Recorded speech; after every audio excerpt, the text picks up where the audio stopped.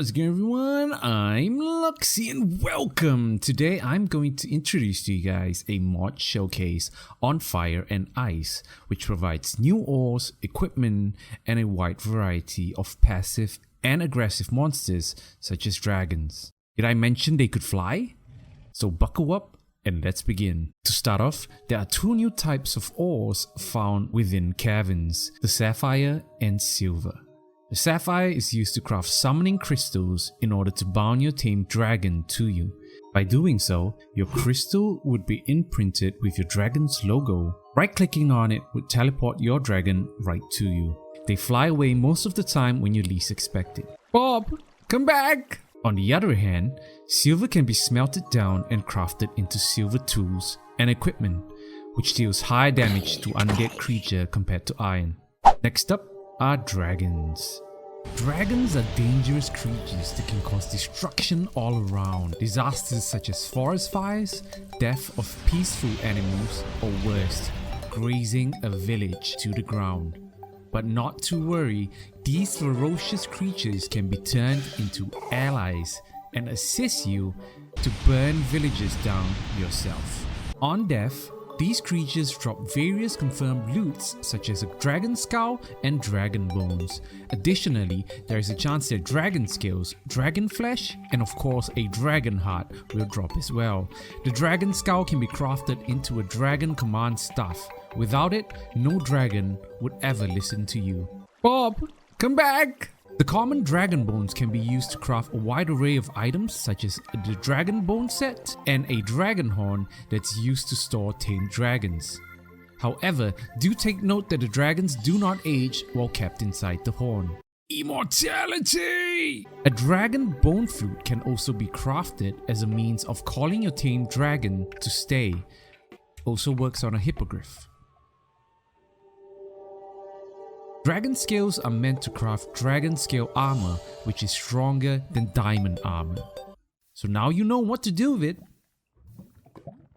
Eating the dragon flesh is not recommended as they have side effects during consumption, such as lighting yourself on fire or freezing yourself depending on the flesh you eat. However, if you're desperate, I highly recommend eating the fire dragon flesh while submerged in water in order to counter the side effects. Dragon blood can be obtained from a dragon corpse through the usage of a glass bottle. They are mainly used to transform your basic bone sword into the respective elements, such as the flamed, iced, and lightning sword. Last but not least, the elder female dragons have a chance to drop the rare dragon eggs, which allows the hatching and taming of dragons.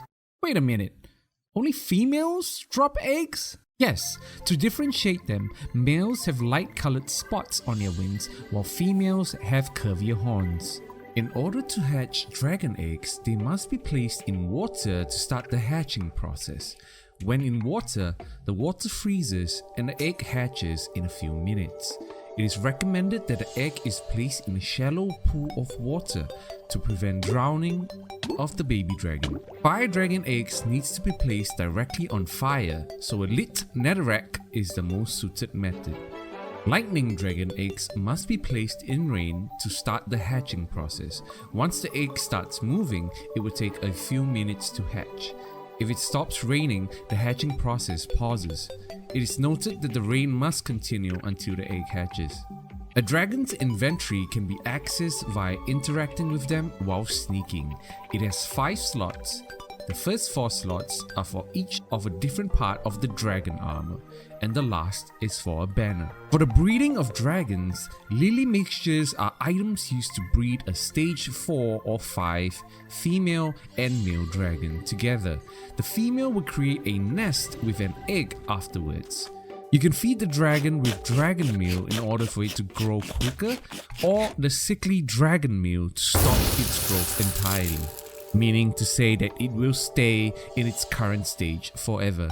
So now that you've gotten most of the dragon information, where do we find them? Dragons usually spawn 1000 blocks away from your home spawn. The younger dragons are usually found around snowy tundras for ice dragons. Fire dragons are found in any biomes that has a temperature above negative 0.5 degrees, while lightning dragons are found in the savanna or in the badlands biomes. Moreover, the older and much stronger dragons are usually found deep within the caverns of their respective biomes. Next up, Pixies. Pixies are mischievous little creatures found within dark forest biomes that would steal your items when you are not paying attention to them. The death of Pixies provides a chance of obtaining pixie dust and pixie wings. Pixie dust can be used to craft ambrosia, which boosts the stats of a player tremendously. The pixie wings are required to craft the pixie stuff, a legendary weapon capable of lifting an enemy into the air. Another way of obtaining pixie dust is by using a pixie jar on a pixie to let them work as your slaves for all eternity. Aside from unethical thinking, there are 5 different colored pixies that provide a unique buff each: pink for strength, purple for boost, blue for speed, green for luck, and yellow for haste. Pixies can be tamed by feeding them cake. Then they will start following you around like mosquitoes. At least they don't steal your things anymore.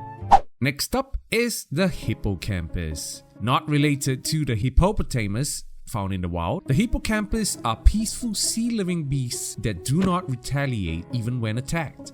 They're usually found in an ocean. When killed, they either drop shiny scales or the rare Hippocampus fin. Shiny scales allow the creation of a siren flute, which makes most nearby mobs temporarily fall in love with you, becoming passive mobs for 10 seconds. Please don't try this on your crush. Aww. The Hippocampus slapbug is crafted from the fin, which applies nausea 2 and slowness 2 to its target. They can be tamed by feeding them kelp. Once tamed, they can be saddled and carry a chest, making a perfect sea travel buddy. They can also breed by being fed aquamarine crystals. Next up are ghosts. Ghosts are located within graveyards, which spawns randomly in all biomes. They spawn from the graveyard soil or when their cursed chest is open and haunts the player by constantly circling around them. When killed, the ghost has a chance to drop a piece of ectoplasm and a rare chance of phantasmal ingot. The ectoplasm is used for crafting graveyard soil, which in turn provides you a ghost farm. Now you can be haunted forever. With a phantasmal ingot, it is needed to craft the phantasmal blade, which throws out blades when left clicking onto enemy targets. Next up are Amphitheres. These flying creatures are located within jungle biomes. They are neutral, so they do not attack you when you are around them. However, if you attack them, they will retaliate. Taming of Amphitheres is very difficult because they are usually found flying above the trees and very fast, making it difficult to hit them. When they are finally hit, they fall to the ground and becomes aggressive. One has to right click with your bare hands when near them to mount on and withstand their bites before they are finally tamed. By shift right clicking, they can be set to sit, follow, or wander. When tamed, they can be bred by feeding them cookies. When dead, their beautiful feathers are used for either Amphithere arrows, which knocks back any target greatly, or used to craft the legendary Amphithere Makwahuit, if that's how you pronounce it. This weapon is able to knock up and back when hitting monsters. Next up, Sea Serpents. Sea Serpents are frightening sea monsters that are usually found inside the ocean. Why are they frightening? Exhibit A. John goes fishing on a boat. John gets killed. Exhibit B. John goes fishing from the shore. John gets killed. These monsters drop serpent fangs and scales when killed. Both items are needed for the crafting of the Tide set, such as the Tide Guardian armor, which grants water breathing and provides strength when in the water. They are also needed to craft the Tide arrows, which allows arrows to work in water. Additionally, the Tide Trident, similar to the Trident, but works in water. Now you can take over as Aquaman. Next up are the most beautiful sea creatures to ever lay eyes on. They are known as Sirens, but cover their appearance as a mermaid. These seductive creatures can be found on random small rock structures in the ocean known as the Siren Islands. They lure you by singing a lullaby. Once lured, they transform into Sirens, a hideous creature with scaly skin and jagged teeth. Equipping of earplugs are necessary so that the lullaby does not affect you at all. Once dead, they drop items such as shiny scales and rarely a siren tear, which are required for the siren flute. Now you know what the Little Mermaid actually is. Next up are hippogryphs, not to be mistaken by griffins. The difference is in their butts. Hippogryphs are mysterious alpine flying carnivores that can be tamed and ridden on. They are commonly found in any biomes with a hill. Apparently they love hills. When killed, they have a chance to drop a hippogryph egg and the hippogryph talon. The egg works exactly the same as a vanilla chicken egg, but the chance of birth is 100%. On the other hand, hippogryph talon is used to craft the hippogryph talon sword, another legendary weapon but works just like a normal sword. Looks fancy though. Hippogryphs can be tamed with rabbit feet. By throwing the feet near them, they will munch them to their content and fall in love with you. By using a stick, you can command them to either stay or wander. They are similar to the Hippocampuses, where they can be saddled, carry a chest, and be equipped with their unique hippogryph armor. They can also breed by feeding them rabbit stew, producing a hippogryph egg. It takes about 1 day for a baby hippogryph to reach adulthood. Next up, deathworms. Deathworms are disgusting invertebrates that burrow through the sands and eat anything they come across. They can be located mainly in the desert biomes. When dead, these creatures drop deathworm chitin and their tongue. These items are required to craft the deathworm chitin armor and the legendary deathworm gauntlet. The ability of the deathworm gauntlet lashes the target with its tongue and pulls the target towards you, great for using against ranged enemies. In addition, deathworm also drop deathworm eggs. These eggs have a 100% chance to hatch a worm by being thrown on the ground. However, the hatched baby deathworm will not follow the player. Instead, it will patrol the radius of 50 blocks of where it was hatched. When you hit any entity within the 50 block, they will come to assist you. A fully grown deathworm can also be ridden on by using 2 fishing rods, but their movement is really wonky and might cause your game to crash. Next up, Stymphalians. The Stymphalians are carnivorous birds that are usually located within swampy biomes. They usually flock around in a gang of 3 to 20 birds.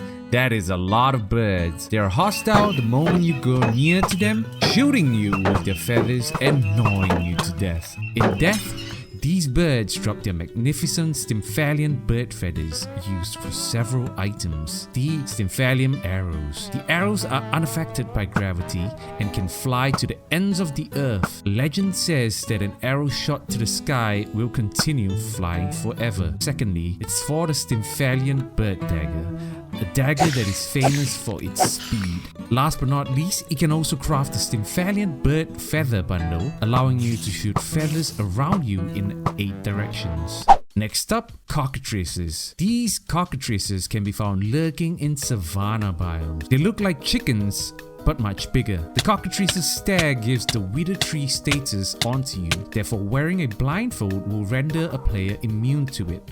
However, if you want to tame a cockatrice, you will need to look into its eye without a blindfold and survive the oncoming damage. Chickens have a rare chance of spawning a rotten egg instead of a regular egg. These eggs can be thrown on the ground and have a small chance to hatch baby cockatrices. When killed, they drop a cockatrice eye, which is used to craft the Cockatrice Scepter, a legendary weapon that withers the target when used. Unfortunately, these big chickens are unable to breed because they are sterile, so start farming those rotten eggs. Next up are trolls. Not the same trolls you find lurking on the internet. These trolls are beasts found in 3 different biomes. The forest troll, found in the forest biome, frost trolls, located in snowy tundras, and the mountain troll, spawning within the mountain biomes. They are found hiding inside caves because they are afraid of the sun. Different biome trolls carry different legendary weapons such as the axe, hammer, tree trunk, stone and mossy columns, the frosted tree trunk, and finally the forest column. You can have a look here for easier reference. Aside from their legendary weapons, they also drop troll tusks and troll leathers when killed. Both are required for the troll leather armor, which is extremely strong as it reduces 75% damage from incoming projectiles. Trolls are especially afraid of the sunlight because they immediately turn to stone once they're exposed to it. This is where you can silk touch the troll statue and keep it for decorative purposes.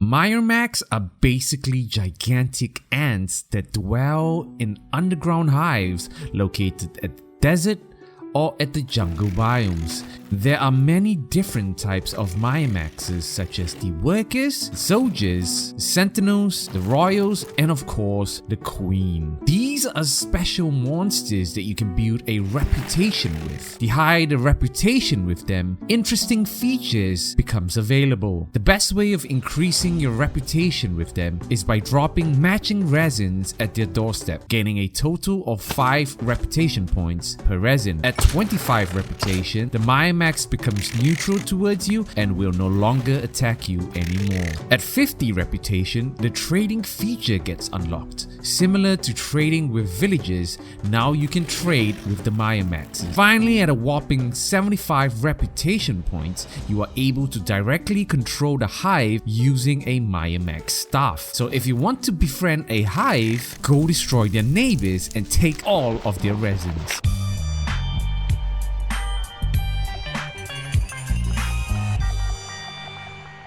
Additionally, when Myrmexes are killed, they have a chance to drop chitin, resin chunks, and stingers, where the chitin can be used to craft the Myrmex chitin armor set as well as the tools. The stinger, on the other hand, is used to craft the legendary Myrmex stinger sword. This sword boosts your damage against deathworms and has a chance to poison as well. The stinger can also be used to craft the Myrmex staff. Using the Myrmex staff, you are officially the king of the hive, where you can use it to control a hive, assigning different types of rooms for their respective users. It can even control the queen to either produce eggs or not. Next up are Hydras. Hydras are large, multi-headed snake-like reptiles with spikes running down their backs, a noticeable lack of limbs, and long necks. Hydras initially spawn with 3 heads, but they can go to as many as 9 heads. They are located in swamp biomes in their small hidey holes. A good way of killing these creatures would be any fire aspect weapon, as failure to do so will allow it to regrow its heads forever. When dead, the Hydra drops the Hydra fangs as well as the Hydra heart. The fangs are used to craft Hydra arrows made to poison and leech life from targets. The Hydra heart is extremely powerful as it gives increasing regeneration based on how injured the holder is. The lower your health is, the greater the regeneration you gain. Great to use it when fighting against Cockatrices. The Cyclops. The Cyclops are savages that loves to munch on villagers like a buffet. They are mainly found in beach biomes within their coves, and they usually herd a pack of sheep. There are 2 ways of fighting the Cyclops. First is to wear a full set of sheep disguise armor. By sneaking, the Cyclops will not be able to detect you at all. Go ahead and try to destroy all the chests while keeping sneak to loot all of their riches. However, if you go too close to the Cyclops while sneaking, it will kill you. Alternatively, one can aim and fire an arrow at the Cyclops' eye, temporarily blinding him. This dramatically reduces its detection range, leaving it unable to target players more than 4 blocks away from it. Upon death, there is a 50% chance that the Cyclops' eye would drop. It is an extremely powerful weapon that gives weakness to nearby enemies when held onto. Next up are Gorgons. Gorgons are mystical creatures that can be located deep down in Gorgon temples. These temples spawn randomly in beach biomes. They are extremely formidable foes, as one look into its eye causes you to turn into stone. Therefore, one must wear a blindfold to render immunity against its wretched gaze. When dead, these Gorgons drop its head upon death. This is one of the best weapons in the game, as it turns any enemies into stone when used. You can even use it to turn a dragon into stone, silk touch the stone, and display it as your trophy. Apart from the creatures introduced, we also have Mausoleums. They are dark complexes made of impenetrable dreadstone that generates in cold biomes. The only way to enter this place is by unlocking the door with a Gravemaster's key, which can be obtained by killing a Dread Lich. Dread Liches are found spawned during the night in snowy tundras. They are extremely rare and can be seen wreaking havoc, killing anything within its path, including hostile monsters. Once you enter the Mausoleums, you are greeted with tons of spawners for Dread Servants and other minions. Fighting your way through, you will find many chests that contains a variety of different loot, but the true reward is found at the final room where an incomplete Ice Dragon Forge can be obtained. Lastly, a Dragon Forge is used to create dragon steel ingots, which crafts the best equipment the mod pack has to offer, the Dragon Steel set. To set up a workable forge, you'll need Dragon Forge bricks following the respective elements. There are 3 layers to setting it up. In a 3x3 space, place dragon bone blocks on all 4 corners, then fill the remaining layer with bricks. Next layer would have the Dragon Forge core block in the middle, the Dragon Forge aperture placed on any sides of the core. This is where the dragon will breathe its element to power up the forge from, and fill the rest of the areas with bricks. The final layer would be exactly the same as the first layer. Now you have your full working Dragon Forge. Surrounding the forge with dragon walls are recommended, as it protects other areas from your dragon's breath. Or you could just place your forge away from your base. You would also need a chain line and a tame dragon of the same element before your forge can work. Now that you have a completed working forge, you can either chain your dragon near the aperture to work tirelessly for the rest of its life, or just manually ride it beside the forge. By placing an iron ingot and a dragon blood inside, you can watch the magic happen. Now enjoy yourself your dragon steel ingots and get yourself the strongest equipment you could ever dream of. With that, I hope you guys find the information I provided plentiful for you to digest. So take that lectern along with its manuscripts and throw it right into the lava. If you're still here and would like to watch more mod showcases like this one, do bash the like button and subscribe if you're new. Luxy silly to you guys, and I'll see you guys again soon.